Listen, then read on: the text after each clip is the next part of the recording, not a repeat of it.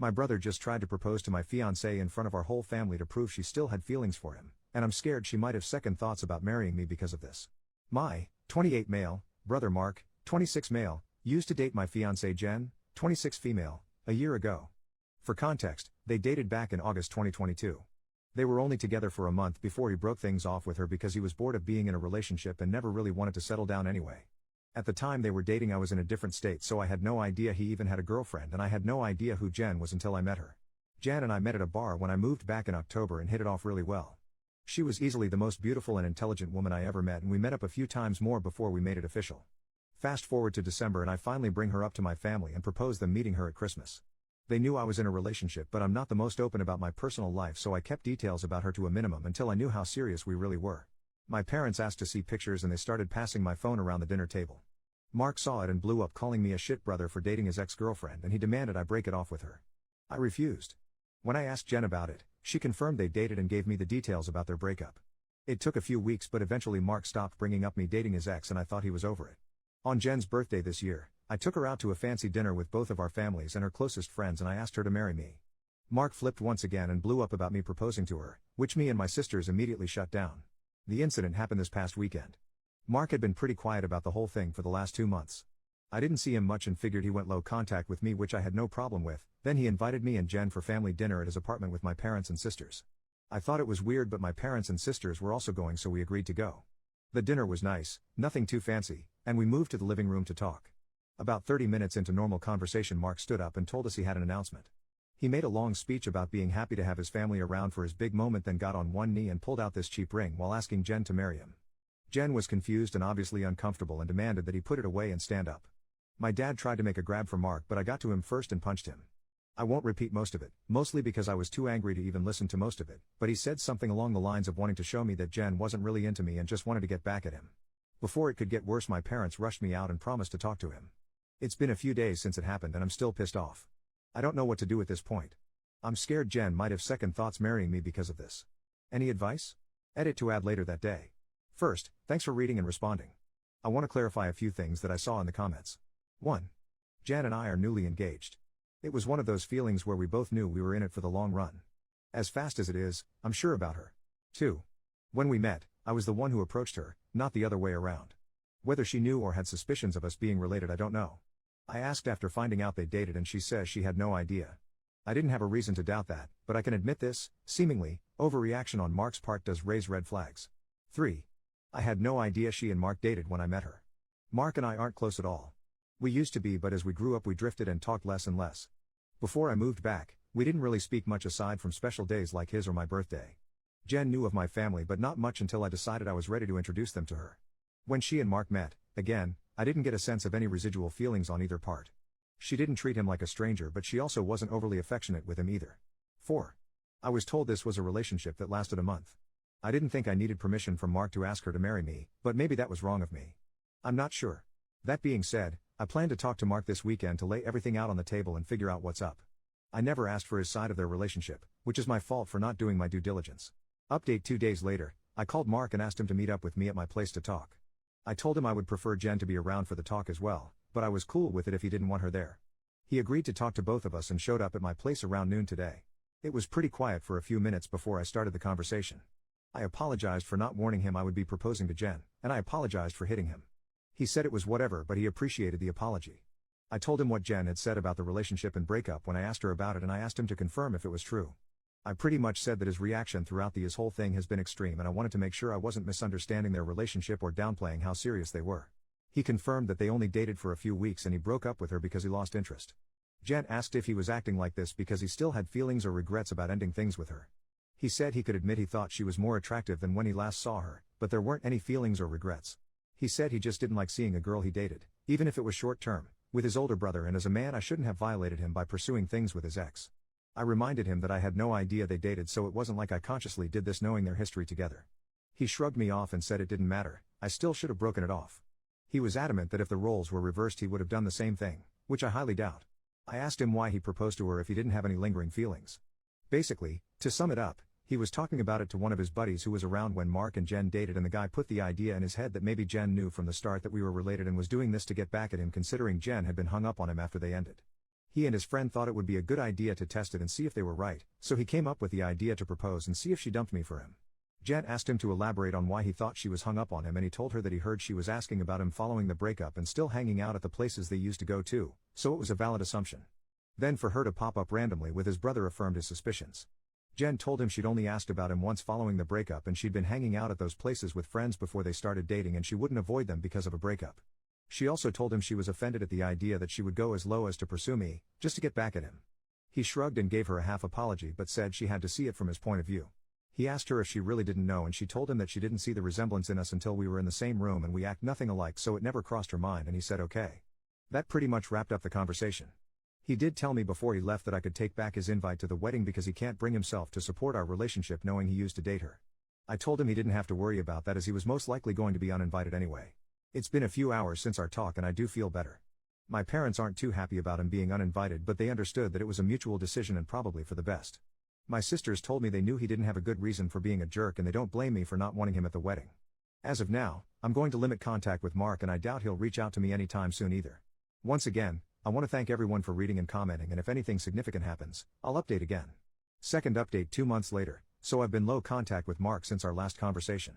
I haven't called him and he hasn't called me, and our only interactions have been in family settings. As it stands, my mom is now upset that Mark is still uninvited for my wedding. It started with a comment made during my younger sister Sophie's birthday, 22 female. Her boyfriend of, I think, 4 years proposed to her at the end of the night and we sat around talking about what she envisioned for her dream wedding. She talked a bit about wanting a destination wedding and her ideas for the cake and dress. Then she said something along the lines of, "Teddy, I know Mark's banned from your wedding but you won't care if he comes to mine, right?" I laughed it off and told her I can't get mad about her guest list even if I wanted to. My mom gave me this weird look and asked if Mark was still not invited to my wedding. I told her yes and she got irritated. She told me she thought I was joking and said I was being unreasonable to go through with banning him from the wedding since he's family.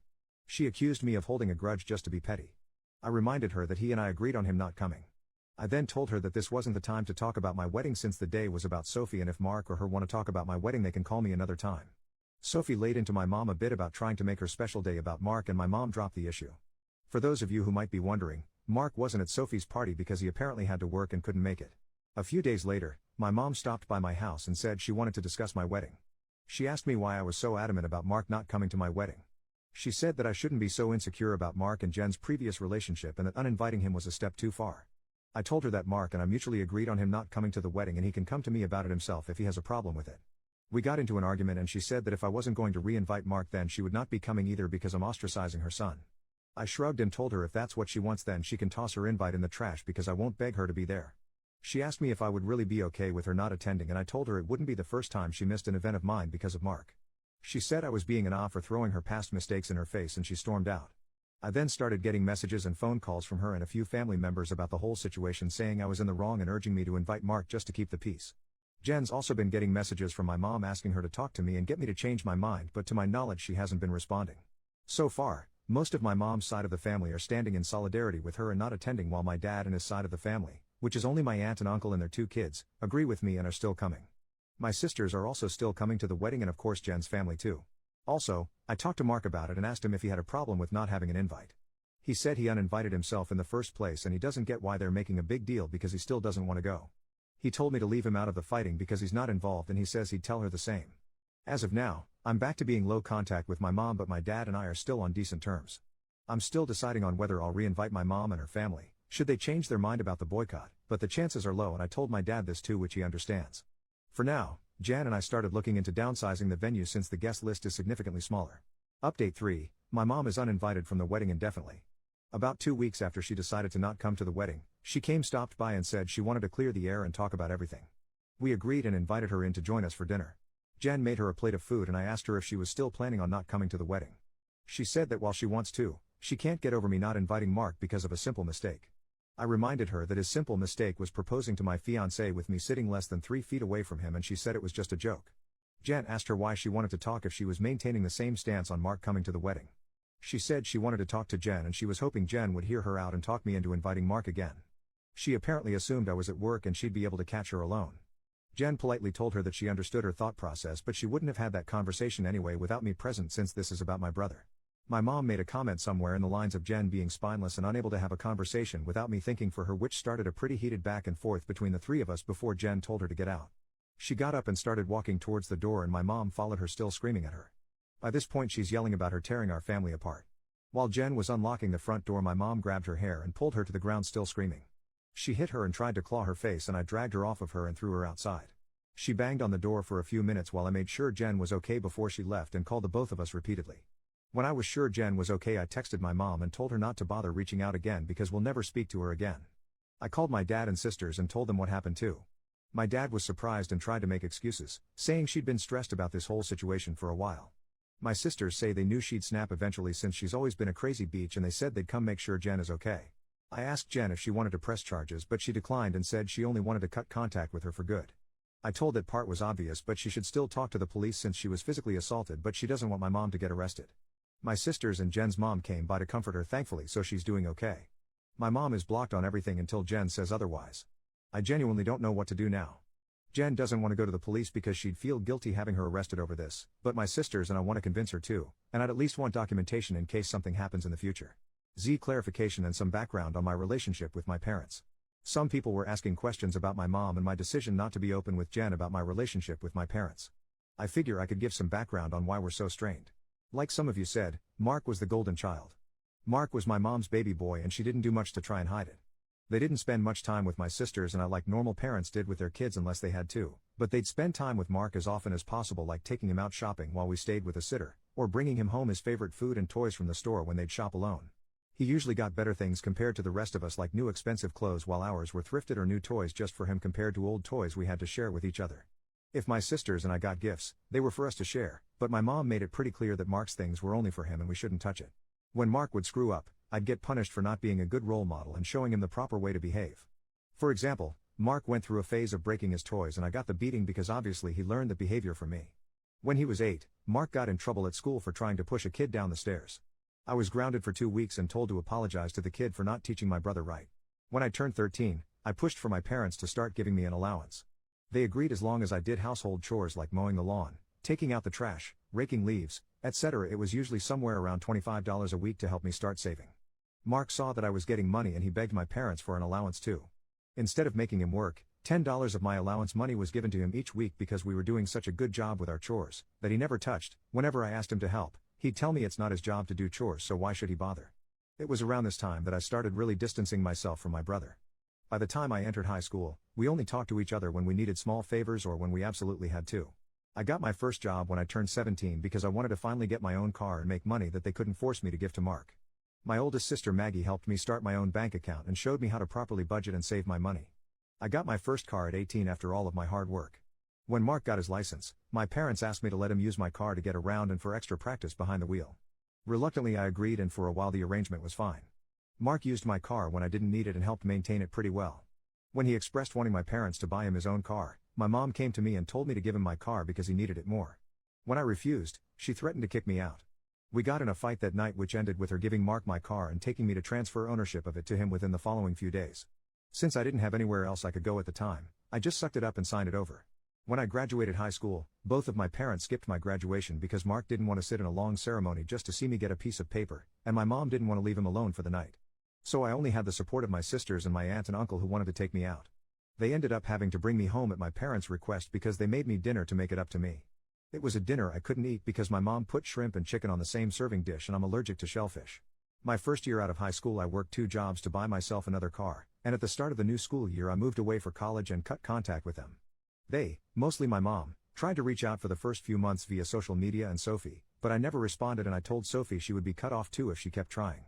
When she couldn't get to me through Sophie, she tried going through my older sister Charlotte, and a few times through Maggie and Mark until I threatened to file a restraining order for harassment. It was a bluff because I had no idea how to do it, but it managed to scare her off and the most I got from her was happy holiday texts over the years. Around the time I moved back, Charlotte told me they had been seeing a family therapist, at Charlotte's request, and my parents wanted to apologize for their treatment of us. I was hesitant but I agreed as long as they would be genuine, and the reconciliation process started when I moved back home. That doesn't even scratch the surface of everything they put me through, and it took a lot for me to even begin to let them back into my life. When I met Jen, I wasn't sure where my relationship with her was going or where my relationship with my parents was going. I didn't want to mention my family at all mostly because I was ready to cut contact again if I needed to. Jen was understanding of it being a sore subject and didn't press for more. I hope this helps shed some light on some of the questions I've been seeing pop up. Update 4. I want to thank everyone who's taken the time to give me advice on what to do going forward and all the kind messages and comments I've gotten over the past few days and weeks. Jan and I have read the comments together and everything is appreciated. To answer the most common question about why I chose to reconnect after everything, the short answer is because I would do anything for my sisters. Charlotte wanted the entire family around and for the birth of her first child and to help her while she adjusts. She didn't want part-time aunts and uncles who would only visit her kid during birthdays and holidays. She was never the type to ask for much of anything growing up, so when she asked if I would be willing to try for her, I agreed because it would make her happy. I also think part of me hoped that maybe they'd changed. I don't regret trying to reconcile either. My parents are still terrible, but I met the love of my life, so I call it a win. A few people wanted to know if there's an update, so here we go. Sorry if it's a mess or confusing, a lot has happened. We filed a report with the police and were told that even though Jen doesn't want to pursue anything, it's not up to us to decide whether it goes further, but they would keep our preference in mind. We provided some pretty decent evidence of the assault, including pictures of Jen's face and texts with my mom and dad talking about what happened. We were advised to report and record any other incidents with my mom going further in case anything else happens. Considering where we live, I doubt it'll go anywhere, but at least we have it on record. I got about 100 angry text messages that tell me they at least spoke with her regarding the incident. My mom tried to corner me leaving my job and screamed at me about trying to ruin her life. She kept screaming that I was an awful son for trying to get her arrested over a small misunderstanding, and she didn't understand what she'd done to deserve being punished like this. I told her that if she didn't like being in legal trouble, then she shouldn't have hit Jen. She demanded I tell the police to forget the report, which I refused. I told her exactly what the officer said about it being out of my hands. She had a tantrum in the parking lot and hit me a few times, just on the chest and arm, before security intervened and dragged her off the property. I had to talk to my boss about the incident. Luckily, she was understanding of everything going on after I explained what was happening. When I got home, I told Jen what happened. She was upset and asked that we discuss the plan with my family moving forward. It was a long talk, but we took the advice of some Redditors and decided to go completely no contact with my family aside from my sisters. We agreed that having them in my life is adding unnecessary stress for the both of us, and we aren't even married yet. She told me she wanted to consider moving away and putting some distance between us and my family. She said that she tried to stay out of my family issues because it's not her place, but she refuses to put up with my mom and her behavior or my dad enabling her abuse. A lot more was said, too much to put in this post, but I agreed with her that they were more trouble than they're worth, and I also don't want to put up with this anymore. I also agreed to go to therapy, and she's helping me find a therapist. I decided to call my dad after our talk and let him know I would be going no contact. He didn't answer the first time I called, so I left a message asking to have a long talk. When he called back, he asked if it was okay for my mom to be a part of the conversation. I told him it was okay since she needed to hear what I had to say too. The conversation went about as well as you could expect. I told them both that Jen and I are cutting them out of our lives. My dad demanded to know why I would do something like that after going through all the trouble of repairing our relationship. I told him that this entire thing with Mark has shown me that nothing is actually repaired between us, and, as far as they're concerned, the world revolves only around my mom and my little brother. I told them that their continued favoritism of Mark has brought our relationship to a point of no return and that I wasn't interested in holding on to a failing relationship. I told them that I agreed to reconcile for Charlotte's sake, but I don't appreciate all of the disrespect towards me and Jen, and that I wouldn't put up with it anymore for both of our sakes. To my mom specifically, I told her that I was tired of her using me as a scapegoat for her bad parenting and Mark's attitude. I also told her that I would never forgive her for what she did to Jen and what she did to me and my sisters growing up.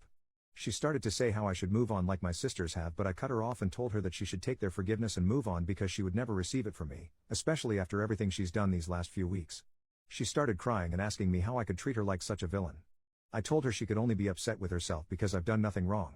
She cried harder and told me how much she regretted having me and how I've only tried to ruin her life. This started a heated argument between her and Jen once again, and Jen told her in much more colorful words that she was disgusting, and plenty of other nice names, for saying something like that to me. I don't know if she left the room or just decided to shut up, but my mom stopped talking when Jen was done speaking to her. My dad said he wasn't okay with being shut out of my life, and he asked me to try to understand my mom's point of view. He said that she was also struggling because her kids were at odds and I was being unfair to punish her for her struggles with raising and caring for us. The last thing he said was that we were a family and I shouldn't let past mistakes stop us from moving forward together. I told him that the only person she ever cared for was Mark and herself, and there was nothing he could say or do to make me change my mind. I told him that it was up to him whether to keep my number, but I would be blocking him and my mom everywhere and I wouldn't be reaching out again. Then I hung up. Afterward, I sent a long email with a link to my posts attached to my entire family on inviting everyone except my aunt and uncle and my sisters to the wedding. I hadn't cried in a long time, but Jen held me while I cried after writing the email, and she assured me we would be okay. My sisters also reached out to me after reading the email. I apologized to Charlotte for not being able to continue reconciling like she wanted, but she told me it was okay and it's not my fault I had to cut them off again. The response from my family has been pretty mixed. Some are angry I aired out family issues on a public internet forum, while others are pissed at my parents because they never knew it was this bad. The last person I talked to about everything was Mark. He asked if I was cutting him off too, and I told him I wasn't, but I wouldn't be going out of my way to reach out to him either. He didn't argue and just wished me the best with the wedding, and we haven't spoken since. Right now, Jan and I are looking for a new place to stay. The plan is to move closer to Jen's brother. He lives about 3 hours from where we are now, and Jan and I like the city he's in. I spoke to my boss about transferring, and Jan is looking into the option of working 100% remotely or possibly finding a new job. And once again our venue's changed. Since the guest list is significantly smaller, my future brother-in-law is considering letting us use his lake house for our wedding. I don't plan to post any more about this unless the sky falls, at least not until the wedding, because I want to move on with life, but I want to thank you all for your comments and advice.